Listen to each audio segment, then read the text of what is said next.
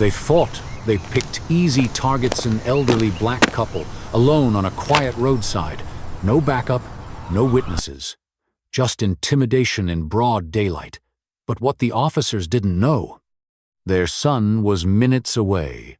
And when that uniformed Marine stepped out of his truck, the entire power dynamic shattered.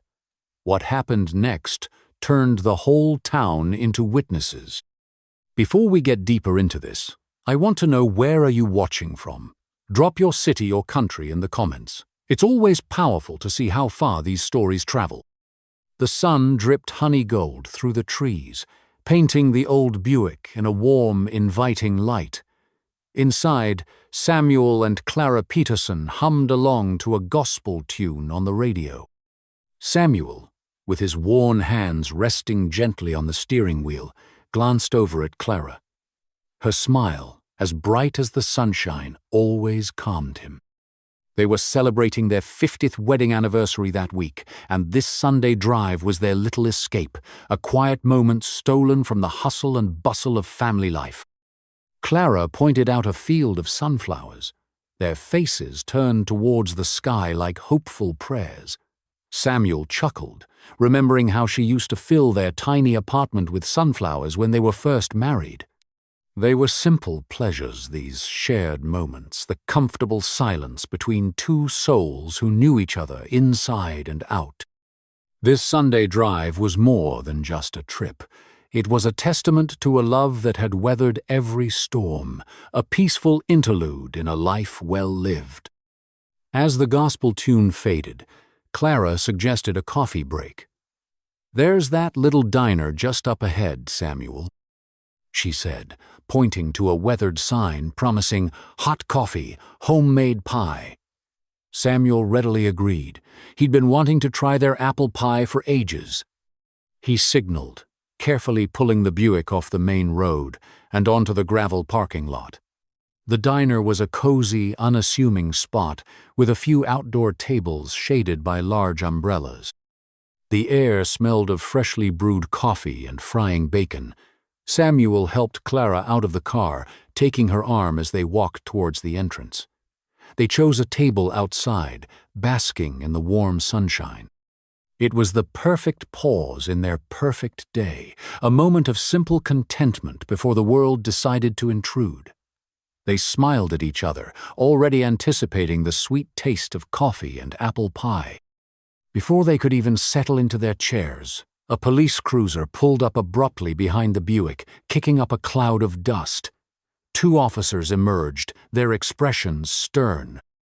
They didn't acknowledge Samuel and Clara with a greeting, instead walking directly towards them with a purposeful stride. The taller officer, a young man with a shaved head, stopped a few feet away, his gaze fixed on Samuel. The other, a woman with her sunglasses perched on her head, circled the Buick slowly, her eyes scanning every detail. The air, once filled with the sweet aroma of coffee, now crackled with an unsettling tension. Samuel and Clara exchanged a worried glance, a sense of unease washing over them. Their peaceful Sunday was about to be shattered. What could they possibly want? "That your vehicle, sir?" the taller officer asked, his voice devoid of warmth. Samuel, taken aback, nodded slowly. "Yes, officer, it is. Is there a problem?" The officer didn't answer the question. "Do you have proof of ownership?" he pressed, his eyes narrowed. Clara gasped softly. "Proof of ownership? Officer, we've owned that car for over 20 years. Samuel interjected, his voice trembling slightly. "We're just out for a Sunday drive." The female officer, still circling the Buick, spoke up for the first time. "The license plate doesn't match the vehicle description in our system," she stated flatly. "We need to see some identification and proof that this is in fact your car." The accusation hung heavy in the air, a blatant insinuation that they were criminals. Samuel felt a surge of anger mixed with disbelief. This was their car, their life, their Sunday, and these officers were treating them like thieves. We don't have the registration on us, officer. Samuel admitted, his voice laced with frustration. It's at home, in a safe place. The taller officer scoffed. That's convenient, isn't it? He took a step closer, invading Samuel's personal space. Sir, we have reason to believe this vehicle is stolen. Step away from the car. Clara, her hands trembling, reached out and gently touched Samuel's arm. Samuel, don't argue with them, she pleaded, her voice barely a whisper. The female officer approached Clara, her expression hardening. Ma'am, please remain silent and allow us to conduct our investigation. The officers began to search the Buick, opening doors and rummaging through the glove compartment. Samuel and Clara stood helplessly by, watching as their privacy was violated, their dignity stripped away. The aroma of coffee and apple pie was now completely overshadowed by the bitter taste of injustice. A small crowd began to gather, drawn by the commotion, their faces etched with curiosity and concern. The taller officer pulled Samuel away from the car, his grip tightening on Samuel's arm. Sir, I need you to answer some questions, he said, his voice rising. Where did you get this vehicle? Samuel, his voice shaking with a mixture of anger and fear, retorted, I told you, officer, it's our car. We bought it brand new. The female officer, emerging from the Buick, held up a small, worn photograph. Who are these people? She demanded, her voice laced with suspicion. It was a picture of Samuel and Clara's grandchildren, taken years ago. Clara's eyes welled up with tears. This was no longer a simple misunderstanding, it was deliberate harassment. The crowd grew larger, their murmurs of disapproval growing louder. Just when the situation seemed about to spiral completely out of control, another vehicle pulled into the parking lot, a dark SUV. And a man in uniform stepped out. The man was tall and broad-shouldered, his Marine uniform crisp and immaculate. It was their son, David. He had been driving to surprise them for their anniversary, his heart filled with excitement. But as he pulled into the diner parking lot, his joy turned to ice. He saw his parents standing beside their car, looking distressed. He saw the two police officers, their postures aggressive. He recognized the tension in the air, the gathering crowd, the unmistakable signs of injustice. David's jaw tightened. He parked quickly and strode purposefully towards the scene, his eyes fixed on his parents. He could see the fear in their eyes, the humiliation etched on their faces. A fire ignited within him, a protective instinct honed by years of service and a lifetime of love for his parents. He wouldn't let anyone disrespect them, not on his watch. David approached the group, his posture ramrod straight, his voice calm but firm. Officers, he said, his eyes meeting those of the taller policeman. I am Marine Gunnery Sergeant David Peterson. These are my parents. Can you please explain what's going on here? The taller officer, momentarily taken aback by David's presence and authoritative demeanor, stammered slightly. Sir, we're just conducting a routine investigation. The license plate on this vehicle doesn't match the vehicle description in our system. David's gaze hardened. With all due respect, officers, this is their car. They've owned it for decades. I find it hard to believe that a simple clerical error warrants this level of scrutiny. He paused, letting his words sink in. Are you aware of the distress you're causing my parents? They're elderly, and this is completely unnecessary. His voice, though controlled, carried an unmistakable undercurrent of steel. This isn't just about a license plate, is it, officers? David continued, his voice gaining strength. It's about how you approached my parents, the assumptions you made, the way you treated them with blatant disrespect. He stepped closer, his eyes blazing with righteous anger. They are law-abiding citizens, pillars of this community. They deserve respect, just like anyone else. He turned to the crowd, his voice resonating with conviction. My parents have worked hard their entire lives, raised a family, and contributed to society. They deserve to enjoy a peaceful Sunday without being subjected to this kind of harassment. He faced the officers again, his expression unwavering. I demand that you apologize to my parents for the way you've treated them, and I expect you to conduct yourselves with professionalism and respect from this moment forward. The silence that followed was deafening. Everyone waited, holding their breath, to see what the officers would do next. The crowd, initially a collection of curious onlookers, had transformed into a silent, supportive force. They watched with bated breath as David stood his ground, his voice echoing with unwavering conviction. Some shook their heads in disbelief at the officer's behavior, while others exchanged knowing glances, recognizing the familiar sting of injustice. An elderly woman, her eyes filled with compassion, stepped forward and gently placed a hand on Clara's arm, offering a silent gesture of solidarity.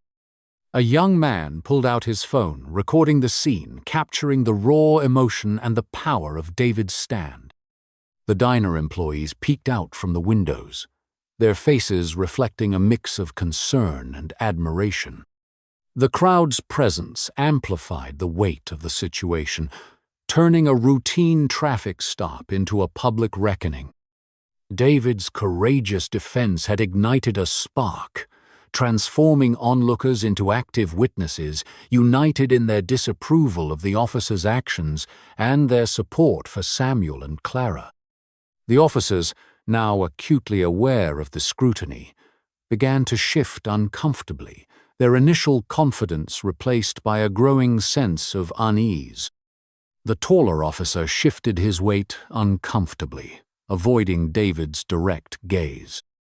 "Sir," he began, his voice noticeably softer, "we were just following protocol. We have to investigate any discrepancies we find." The female officer chimed in, her tone defensive. "The system flagged the license plate. It's not our fault. The information is incorrect." She glanced nervously at the crowd, then back at David. "We didn't mean to cause any trouble." David raised an eyebrow, his expression skeptical. "Trouble? You subjected my parents to unwarranted suspicion and harassment based on a supposed discrepancy. That's more than just trouble, officers. That's a violation of their rights and a complete lack of respect." The officers, realizing they were losing control of the situation and facing growing public condemnation, began to backtrack further, their attempts at justification sounding increasingly weak and unconvincing. They were scrambling to salvage their reputation and avoid further escalation. David stood tall, a beacon of unwavering resolve in the face of injustice. His presence radiated strength and integrity, a powerful contrast to the officer's dwindling authority. His words, spoken with conviction and fueled by love for his parents, resonated deeply with the crowd, transforming their passive observation into active support. The officers, acutely aware of David's unyielding stance and the crowd's growing disapproval, were visibly shaken. Their attempts to justify their actions had fallen flat, exposed as flimsy excuses for discriminatory behavior. David's unwavering demand for respect had stripped them of their authority, forcing them to confront the consequences of their actions. His powerful stance not only defended his parents, but also served as a potent reminder of the importance of standing up against injustice, regardless of the circumstances. His actions demonstrated that even in the face of authority, integrity and love can prevail. The atmosphere shifted palpably, the tension replaced by a sense of hope and the expectation of a just resolution. The taller officer, swallowing hard, finally addressed Samuel and Clara. "Sir, ma'am, he mumbled, his voice lacking sincerity. "I apologize if we caused you any inconvenience. We were just doing our job." The female officer added, her tone equally insincere. "We have to be thorough. It's for everyone's safety." David, unimpressed by their forced apologies and weak justifications, stepped forward. "Those words ring hollow, officers. An apology without acknowledging the harm you caused is meaningless." He looked directly at the taller officer. "Do you understand the fear and humiliation you inflicted on my parents? Do you recognize the racial undertones of your actions?" The officers remained silent, their expressions a mixture of embarrassment and defiance. Their forced apologies and feeble attempts at justification only served to highlight the injustice of their actions, failing to appease the crowd or diminish the impact of David's powerful stand. It was clear that their words were merely a formality, offered to escape the consequences of their behavior rather than genuine remorse. The officers, defeated and humiliated, retreated to their cruiser and drove away, leaving behind a lingering sense of unease. Samuel and Clara, though shaken by the experience, were deeply grateful for David's unwavering support. Clara clung to David's arm, tears streaming down her face. "Thank you, son," she whispered, her voice trembling. "Thank you for standing up for us." David embraced his mother tightly, his heart filled with love and protectiveness. "I'll always be here for you, Mom," he reassured her. He turned to his father, placing a hand on his shoulder. Samuel, though visibly shaken, managed a weak smile. The crowd, witnessing the tender reunion, erupted in applause, their support washing over Samuel and Clara like a warm embrace. People offered words of encouragement and sympathy, their voices filled with genuine concern. The diner owner brought out 2 slices of apple pie and 2 cups of coffee, refusing to accept payment. "On the house," he said, his eyes filled with compassion. "You deserve a little peace and quiet after all that." Even after the officers had left, it took a long time for the couple to be able to shake the incident off and to feel safe again. Even as Samuel, Clara, and David finally sat down to enjoy their coffee and pie, a heavy question lingered in the air. Why? Why were these officers so quick to suspect an elderly black couple of stealing their own car? Was it truly just a clerical error, or was something more sinister at play?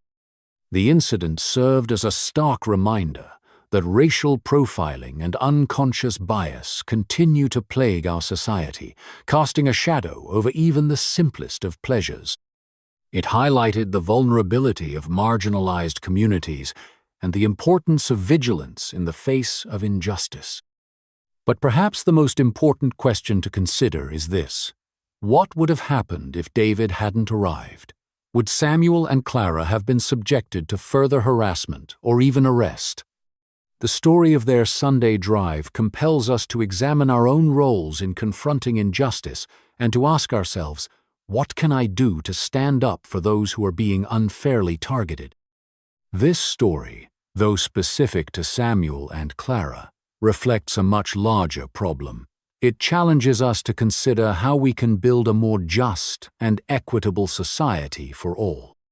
What steps can we take to address racial profiling and unconscious bias within our communities and institutions? It starts with awareness. We must acknowledge the existence of these issues and be willing to confront our own biases. We must also support policies and initiatives that promote equality and accountability. Furthermore, we can all be like David. We can choose to be active bystanders, intervening when we witness injustice and using our voices to speak out against discrimination.